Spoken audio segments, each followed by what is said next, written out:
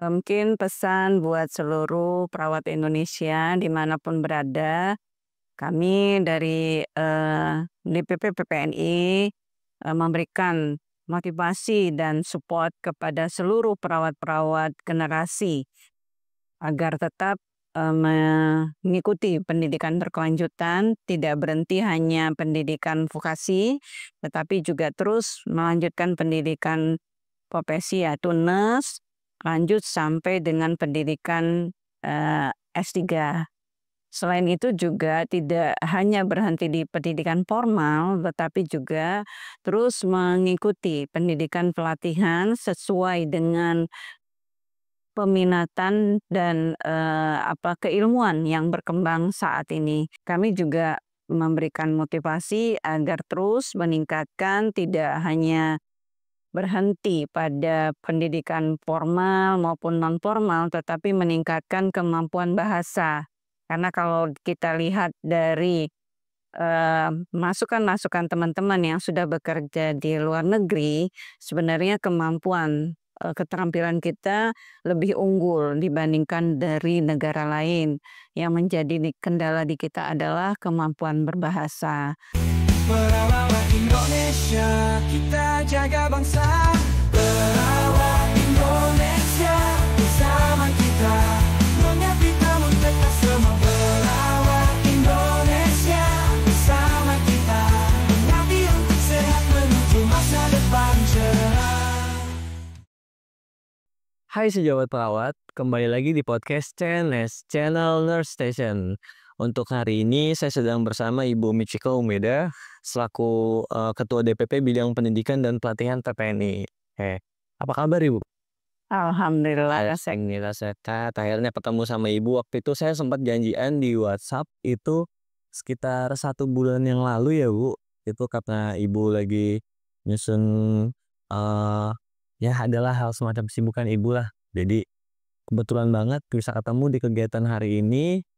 Dan saya langsung curi-curi waktu nih untuk bisa ngobrol sama Ibu. Oke Ibu, saya ada beberapa pertanyaan terkait Bu tentang DPP Bidang Pendidikan dan Pelatihan PPNI nih Bu. Untuk yang pertama, apa sih Bu peran utama DPP Bidang Pendidikan dan Pelatihan dalam pengembangan profesi perawat di Indonesia Ibu? Silakan. Iya, terima kasih. Peran utama yang dilakukan oleh bidang diklat di PPPPNI itu yang pertama adalah meningkatkan kompetensi perawat Indonesia.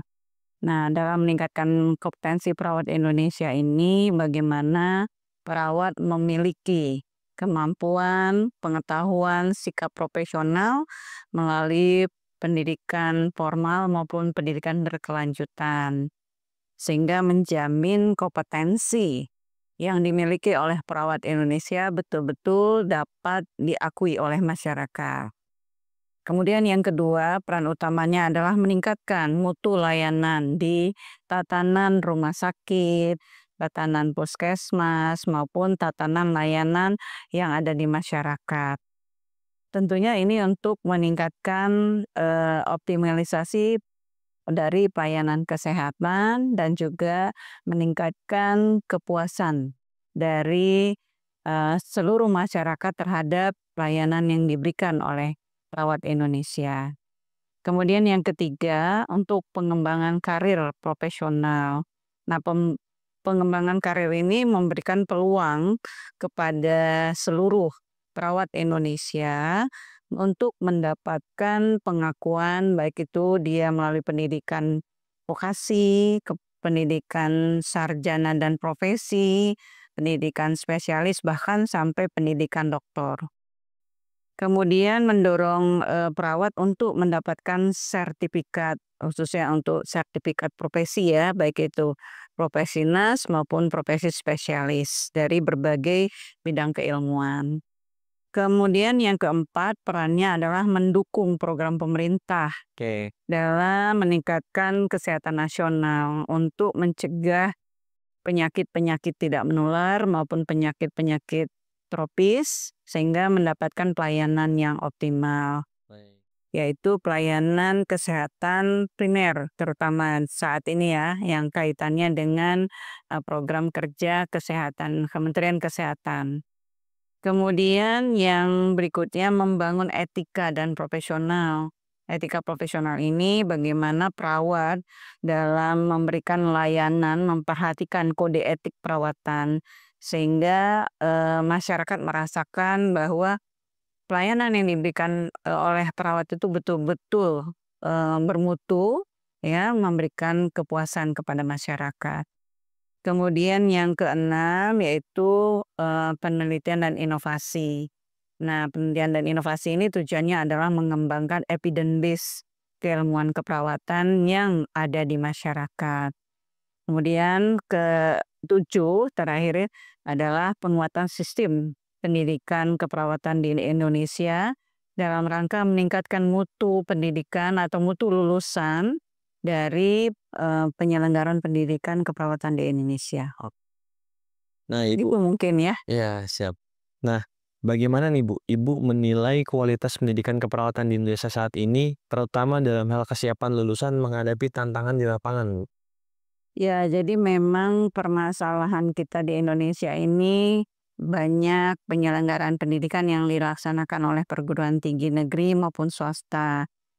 Nah, di sini diperlukan suatu kurikulum ya, kurikulum yang sesuai dengan tuntutan kebutuhan masyarakat maupun tuntutan kebutuhan profesi. Nah, sehingga di sini ada beberapa kegiatan-kegiatan yang dilakukan oleh profesi bersama Asosiasi Pendidikan Tinggi baik itu vokasi maupun pendidikan nurse Indonesia itu melakukan tinjauan-tinjauan kurikulum ya untuk menyesuaikan kebutuhan-kebutuhan pelayanan masyarakat serta kebutuhan-kebutuhan global. Oke. Sehingga nanti lulusannya betul-betul dapat diakui baik di tingkat nasional maupun di tingkat internasional. Seperti itu ya untuk ini kualitas yang ada. Iya. Selain itu juga tidak hanya kurikulum, tetapi juga sumber daya manusianya. Sumber daya manusia dalam hal ini adalah tenaga pendidik, yaitu dosen.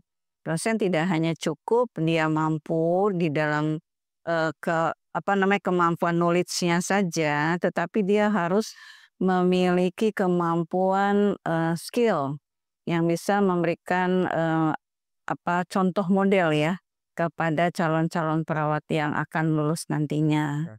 Mungkin itu ya yang kaitannya dengan kualitas pendidikan. Ya.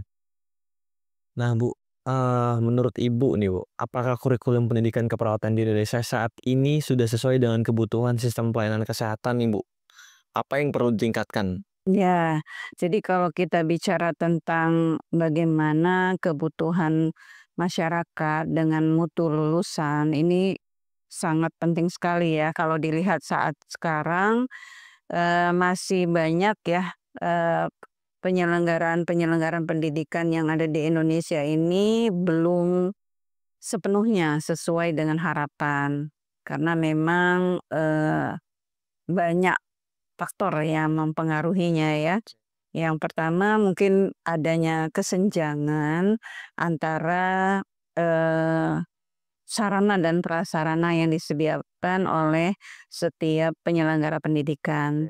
Karena kita tahu bahwa menyiapkan lulusan yang kompeten itu tidak cukup tadi hanya sumber daya manusia, tetapi sebenarnya terkait juga dengan sarana dan prasarana pembelajaran. Bilang lebih kompleks ya, Bu? Iya, apalagi kaitannya sekarang dengan kemajuan iptek ya, kemajuan ilmu dan teknologi, kita tidak hanya sebatas memberikan sarana yang sifatnya dia tidak modern. Dia harus mengikuti perkembangan teknologi yang saat ini. Seperti misalnya di pendidikan keperawatan itu, di dalam kurikulum ada tindakan-tindakan yang harus dilaksanakan di laboratorium. Nah, itu tidak cukup dengan model yang lama. Kita menggunakan bedside teaching dengan alat-alat yang sederhana, tetapi diharapkan sekarang sudah mengikuti perkembangan teknologi. Misalnya latihan laboratorium itu kita menggunakan teknologi yang sekarang dikenal dengan virtual reality, ya. Jadi itu harus kita ikuti. Nah, sementara beberapa penyelenggaraan pendidikan itu belum mampu untuk menyiapkan sarana teknologi yang cukup canggih tersebut gitu. Nah, bagaimana nih Bu peran teknologi dalam pendidikan dan pelatihan keperawatan seperti simulasi atau pembelajaran online ini? Ya, jadi memang dengan perkembangan teknologi yang ada, sekarang ini diharapkan kemampuan klinik dari mahasiswa ini harus meningkat. Ya, tadi tidak hanya terfokus ya yang saya sampaikan, Betul. pelatihan di laboratorium itu fokus dengan yang sederhana saja, tetapi juga sudah harus beradaptasi dengan alat-alat teknologi canggih ya. Seperti salah satu contoh kita melakukan simulasi untuk pemberian terapi farmakologi, misalnya pemberian terapi injeksi. Nah, itu sudah ada simulator yang canggih yang memang mengajarkan kepada mahasiswa itu bagaimana menentukan lokasi dengan sudut yang tepat ya. Itu semuanya dengan teknologi canggih. Itu semuanya sudah ada. Ya, kemudian model pembelajaran perkuliahan juga sekarang tidak teacher center learning tetapi juga student center learning. Student center learning ini bisa kita kembangkan dengan media-media teknologi yang canggih. Misalnya si dosen sudah mengembangkan dengan pembelajaran menggunakan video, ya kemudian memberikan sosialisasi video dengan tindakan-tindakan sebelum memberikan masukan materi seperti itu. Nah, hal-hal seperti ini yang memang sudah dikembangkan. Jadi sekarang beberapa perguruan tinggi itu sudah mengembangkan pembelajarannya e-learning ya atau blended learning itu sudah. Tapi beberapa dari perguruan tinggi yang saya ketahui mereka belum mampu secara komprehensif ya memberikan pembelajaran dengan penggunaan teknologi seperti itu. Nah, kalau dari PPNI-nya sendiri nih Bu, apa saja program pelatihan berbasis kompetensi yang sedang dan akan dikembangkan oleh PPNI untuk meningkatkan kualitas perawat? Nah, kita selama ini di bidang diklat bersama dengan kebetulan kita di PPNI itu punya badan kelengkapan yang disebut dengan Ikatan Himpunan. Kita memiliki ada 27 sekarang. Ya. Ikatan himpunan yang bersama-sama dengan diklat mengembangkan kurikulum pelatihan dalam rangka untuk meningkatkan kompetensi ya tenaga perawat di Indonesia.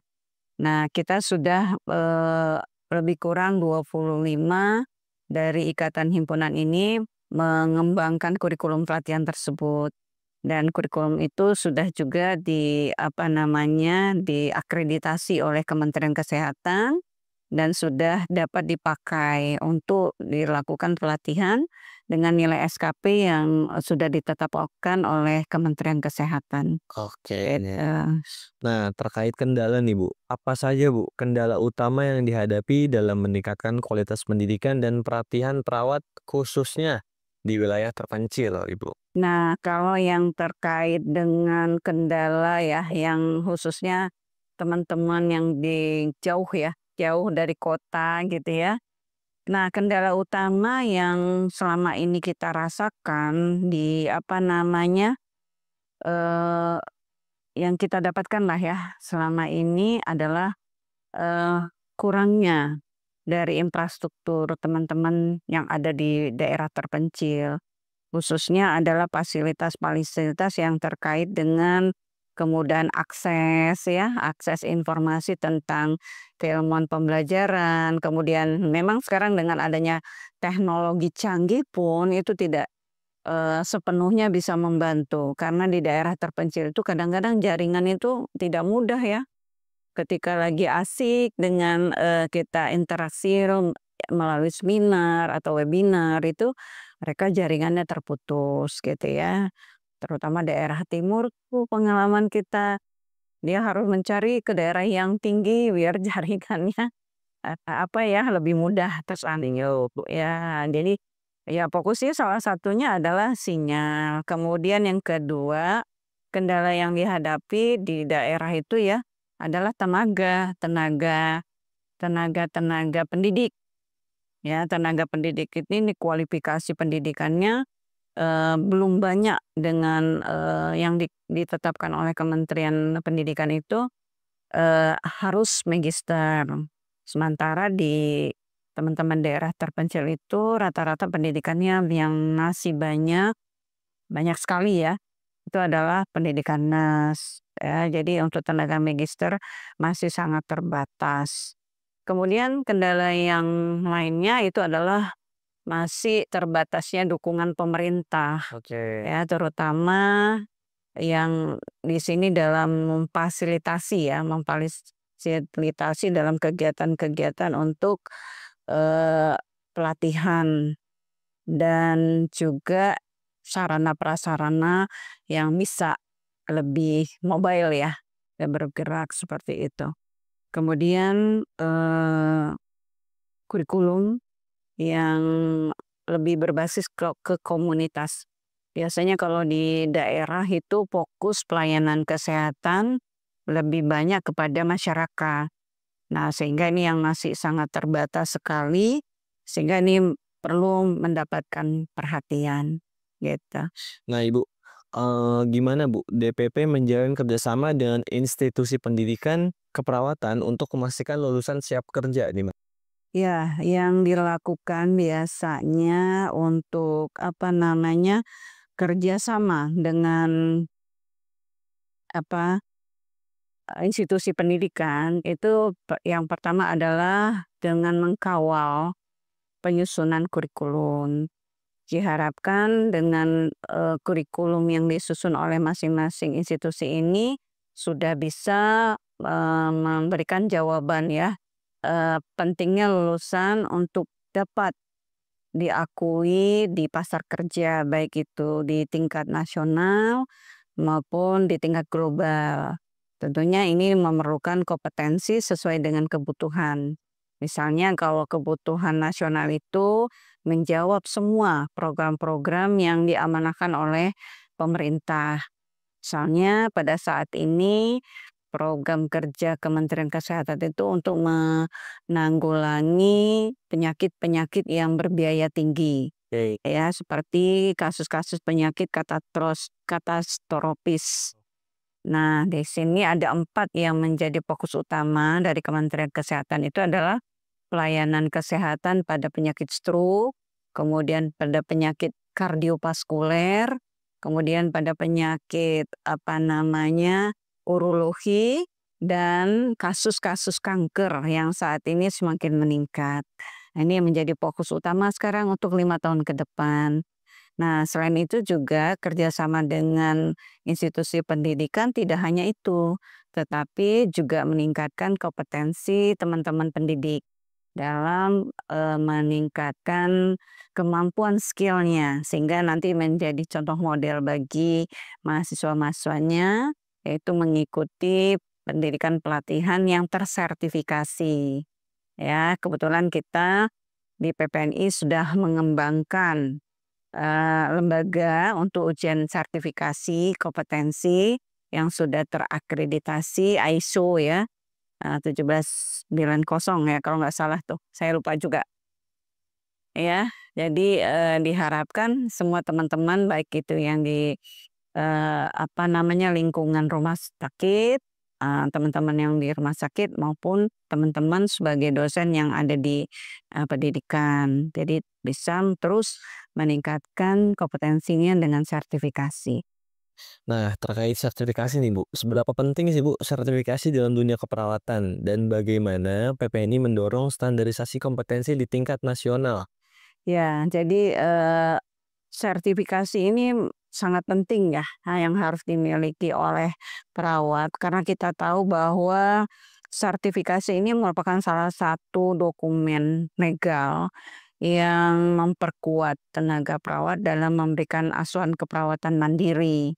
Kenapa? Karena tanpa sertifikasi ini seseorang tidak dianggap kompeten ya dalam memberikan pelayanan kan. Perawat itu harus kompeten ya. Nah, ini kompeten itu ditandain salah satunya dengan sertifikasi, berarti ikut uji sertifikasi. Nah, selain itu juga dengan perawat memiliki sertifikat ini dapat juga diakui secara internasional. Jadi tidak harus lagi mengikuti ujian RN di masing-masing negara ya, sesuai dengan kebutuhan negara tuh biasanya dia sertifikasinya ada register nurse gitu ya. Tetapi kalau dia berangkat ke luar negeri, dia sudah memiliki sertifikat kompetensi yang dikeluarkan oleh kita, organisasi PPNI itu sudah bisa diakui internasional ya. Jadi itu pentingnya. Selain itu juga mempercepat pengakuan keterampilan di semua wilayah yang ada di Indonesia. Gitu. Nah, satu lagi mungkin satu lagi adalah di sini meningkatkan keselamatan pasien. Oke. Ya, jadi pengakuan sertifikat ini sangat penting ya melindungi pasien. Nah, Ibu, terkait program nih, Bu. Ada nggak program unggulan yang pernah atau sedang dilakukan oleh DPP Pendidikan dan Pelatihan untuk meningkatkan kapasitas perawat? Ya, program unggulan yang selama ini kita lakukan di PPNI yaitu tadi. Yang pertama yang sedang proses ya dan berkembang terus ke depan itu adalah peningkatan kompetensi perawat kita. Jadi pelatihan-pelatihan. Nah, alhamdulillah kita PPNI kita sudah memiliki satu lembaga ya yang independen yaitu Pusbangdiklat. Nah, Pusbangdiklat ini diharapkan terus berkembang yang dapat dimanfaatkan oleh masyarakat PPNI sendiri dalam meningkatkan kompetensi. Nah, selain itu juga kita terus berkembang.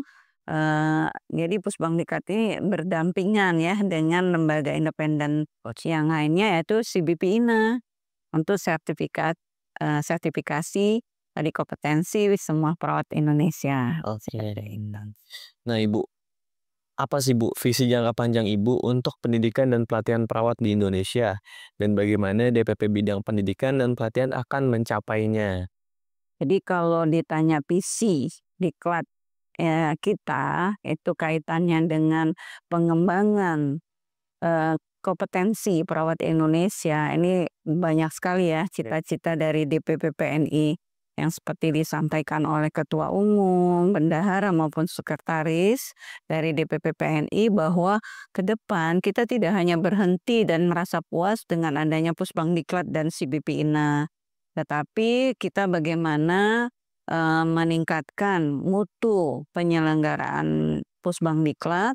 Nantinya diharapkan PPNI tidak hanya melakukan pendidikan pelatihan untuk perawat-perawat yang dibutuhkan di nasional, tetapi juga kita akan menyiapkan program pelatihan untuk mengirim tenaga perawat ke luar negeri.